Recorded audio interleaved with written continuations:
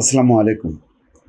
আবারও খবর এসছে যে সেই বহুল আলোচিত 2018 নির্বাচন, সেই নির্বাচনের সিইসির দায়িত্বে ছিলেন KM নুরুল হুদা। তিনি জবানবন্দি দিয়েছেন।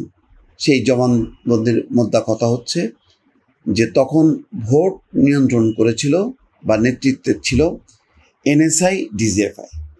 এই দুই সংস্থার দুই মহাপরিচালক তারা নিয়ন্ত্রণ করেছেন, আর তাদের অধীনে সরকারি দল, পুলিশ, বাকি সবাই এবং অতি উৎসাহী সরকারি কর্মকর্তা। তার বিস্তারিত একটা বর্ণনা দিয়েছেন এবং এমনকি দেখা যাচ্ছে যে সেখানে নির্বাচনের পর আমি রেজাল্ট শিট দেখে জানতে পারি যে অনেক কেন্দ্রে 90 থেকে 100% ভোট পড়ে, যা আমার কাছে গ্রহণযোগ্য মনে হয়নি।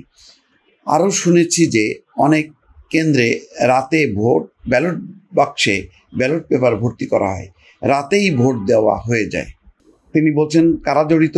ক্ষমতাসীন দল আওয়ামী লীগের প্রভাবে তাদের কর্মী বাহিনী, দায়িত্বে থাকা পুলিশ, রিটার্নিং কর্মকর্তা, সহকারী রিটার্নিং কর্মকর্তাদের সহযোগিতায় এই কাণ্ড ঘটেছে বলে আমি মনে করি। তৎকালীন ক্ষমতাসীন দল আওয়ামী লীগ এই ঘটনার জন্য সম্পূর্ণ দায়ী। সরকারকেই দায়ী করছেন তিনি, এবং এটি স্বাভাবিক। আমি বিশ্বাস করি আমি বা আমার কমিশনের লোকদের অন্ধকারে রেখে এই অরাজক পরিস্থিতি এবং ভোটের অনিয়ম করা হয়েছিল। তবে যতই তিনি বলুক না কেন, এটার কিন্তু দায় আছে, সেটা আমি পরে আসছি। আর একটা তথ্য তিনি উল্লেখ করেছেন, একদম নাম উল্লেখ করে, যে DGFI প্রতিরক্ষা মন্ত্রণালয়ের অধীনে এবং NSI প্রধানমন্ত্রীর কার্যালয়ের অধীনে পরিচালিত পৃথক দুটি গোয়েন্দা সংস্থা। প্রতিরক্ষা মন্ত্রণালয়ের দায়িত্বেও শেখ হাসিনা, আর প্রধানমন্ত্রীর কার্যালয়ের প্রধানও প্রধানমন্ত্রী। আচ্ছা, 2018 সালে নির্বাচনের সময় DGFI-এর মহাপরিচালক ছিলেন major general Mohammad Saiful Abedin. Major general Mohammad Saiful Abedin কোথায় তিনি এখন? আর NSI-এর মহাপরিচালক ছিলেন মেজর জেনারেল TM জুবায়ের। কোথায় তিনি? ওনারা আছেন নাকি ওনাদেরকে সসম্মানে বিদেশে পাঠানো হয়েছে? এটা খুব গুরুত্বপূর্ণ। অর্থাৎ নুরুল হুদার এই বক্তব্যের পর খুব দ্রুত গতিতে এই দুইজনকে গ্রেপ্তার করার দরকার, আইনের আওতায় আনার দরকার। ওনারা যদি ক্যান্টনমেন্টের মধ্যে ঘাপটি মেরে বসে থাকে, সেখান থেকে বের করে দেওয়া উচিত এই দুইজনকে। আর যদি পগার পার অর্থাৎ বিদেশে চলে যায়, তাহলে তার কথা নেই, ধরার কোনো উপায় নেই। TM জুবায়েরের বিরুদ্ধে জ্ঞাত আয় বহির্ভূত সম্পদ অর্জনের অভিযোগ অনুসন্ধান করছে দুদক। তার ব্যাংক হিসাব অবরুদ্ধের আদেশ হয়েছে। দুদকের আবেদনের পরিপ্রেক্ষিতে তার বিদেশ যাত্রায় নিষেধাজ্ঞা দেওয়া হয়েছে। এটা হলো জুবায়ের। সাইফুল আবেদিনের ক্ষেত্রেও সেটা করা হয়েছে কিনা এখনো যায় না। দিনের ভোট রাতে করার ক্ষেত্রে পুলিশের অনেক সদস্য জড়িত ছিলেন। তৎকালীন সময় কর্মরত পুলিশ বাহিনীর সদস্যরাও আমাকে কোনো প্রকার সহযোগিতা করে নাই। তারা আমাকে প্রকৃত ঘটনা জানায় নাই। কিছু ক্ষেত্রে তারা আগের দিন রাতে ব্যালট পেপার ভর্তি করে দেয় বলে শুনেছি।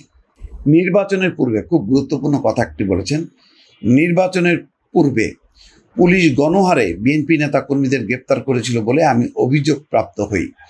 এই বিষয়ে আমি পুলিশের ঊর্ধ্বতন কর্মকর্তাদের সঙ্গে কথা বলি। তারা জানান ওইসব লোকের বিরুদ্ধে আদালতে গ্রেপ্তারি পরোয়ানা আছে। এই জন্য তিনি কিছুই করতে পারেননি বলে উল্লেখ করেন। দেখেন, এই ব্যাপারে প্রধানমন্ত্রী কি বলছিল? প্রধানমন্ত্রী বলছিল যে যারা অভিযুক্ত আছে নির্বাচনের আগে কাউকে গ্রেপ্তার করা হবে না। একদম পরিষ্কার কমিটমেন্ট ছিল গণভবনে। অথচ এখানে দেখেন নির্বাচন কমিশনার বলছেন যে তারা যেহেতু তাদের বিরুদ্ধে অভিযোগ আছে, সুতরাং তাদেরকে গ্রেপ্তার করা হচ্ছে, ফলে তিনি কিছু বলতে পারেননি।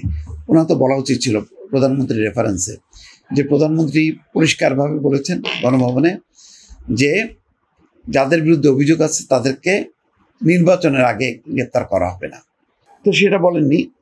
লাস্ট কথা হলো এই যে আমি বা আমার কমিশনের লোকদের অন্ধকারে রেখে এই অরাজক পরিস্থিতি এবং ভোটের অনিয়ম করা হয়েছে, এই বিষয়ে আমরা যথেষ্ট বিব্রত ছিলাম। যেহেতু গেজেট প্রকাশের পর আমাদের নির্বাচন বাতিলের ক্ষমতা থাকে না, তাই আমি নির্বাচন বাতিল করতে পারি নাই। কথাটা ঠিক না। মাহবুব তালুকদার শেষ দিন পর্যন্ত কিন্তু বক্তব্য রেখেছেন। আর একটা কথা তিনি বলেছেন, এটা খুব গুরুত্বপূর্ণ, তবে যারা ক্ষমতায় ছিল এবং পরের নির্বাচনের মাধ্যমে ক্ষমতায় আসে, সেই সব বেনিফিশিয়ারিকে সেন্ট্রালি অর্গানাইজড করে টাকা বিতরণ এবং দিনের ভোট রাতে করেছে বলে আমার বিশ্বাস। তারা তখন রাজনৈতিকভাবে ক্ষমতায় ছিল। আরেকটা ছিল হেলাল উদ্দিন আহমেদ, তখন সচিব ছিলেন। গণঅভ্যুত্থানের মুখে শেখ হাসিনা সরকারের পতনের পর একটি হত্যা মামলায় গ্রেপ্তার হয়ে তিনি কারাগারে আছেন। তার ভূমিকার বিষয়ে নুরুল হুদা বলেন, আমার কাছে তার ভূমিকা সন্দেহজনক মনে হয়েছে, কারণ যেহেতু তিনি প্রশাসন ক্যাডারের লোক, তার পক্ষে রিটার্নিং কর্মকর্তা, সহকারী রিটার্নিং কর্মকর্তাদের উপর প্রভাব বিস্তার করা সম্ভব ছিল এবং সেটাই করছেন তিনি। অথচ দেখেন সেখানে মাহবুব তালুকদার কি বলছেন, যে প্রয়াত মাহবুব তালুকদার যিনি নির্বাচন কমিশনার ছিলেন একমাত্র প্রতিবাদী, তিনি বলছেন একাদশ জাতীয় সংসদ নির্বাচন আমাদের ব্যর্থতার গ্লানি ছাড়া আর কিছুই দিতে পারেনি। এরকম অবস্থান তো তিনি নেননি। আব্দুল আলিম যে নির্বাচন বিশেষজ্ঞ, তিনি বলছেন যে তিনি এটার প্রতিবাদ তিনি ঠেকাতে পারতেন না, কিন্তু তিনি প্রতিবাদ করে তিনি ভিলেন হবার পরিবর্তে তিনি জাতীয় হিরো হতে পারতেন, কিন্তু সেটা তো তিনি হননি। এখানে যেটি বলা হচ্ছে যে নুরুল হুদা পদত্যাগ করতে পারতেন, সেটা না করে তিনি তৎকালীন সরকারকে সহযোগিতা করে গেছেন। তিনি বলেন তিনি পদত্যাগ করলে সরকার তাকে হেনস্থা করতে পারত, বিপরীতে তিনি জাতির কাছে নায়ক হিসেবে গণ্য হতে পারতেন। তিনি তো গ্রেপ্তার হওয়ার আগ পর্যন্ত এই স্টেটমেন্ট দেননি, গ্রেপ্তার হওয়ার পর তিনি সব বলছেন। তার মানে কি, তিনি যদি সরকার পরিবর্তন না হতো, কালের ব্যবধানে তিনি এটাই জায়েজ হতো এবং এই তথ্য জাতি জানতে পারতো না, এবং তিনি ওই সাবেক সিএসি হিসাবেই মানে গর্ব করে তিনি চলতেন, তাই তো চলতেন, কোনোদিন তো এই গ্লানি প্রকাশ করতেন না। কিন্তু মাহবুব তালুকদার তো তার গ্লানি প্রকাশ করছে, বলছেন যে ব্যর্থতার গ্লানি আমাদেরকে বহন করতে হবে। কিন্তু নুরুল হুদা এবং তার সাথে যারা ছিলেন সেই গংরা তো স্বীকার করেননি।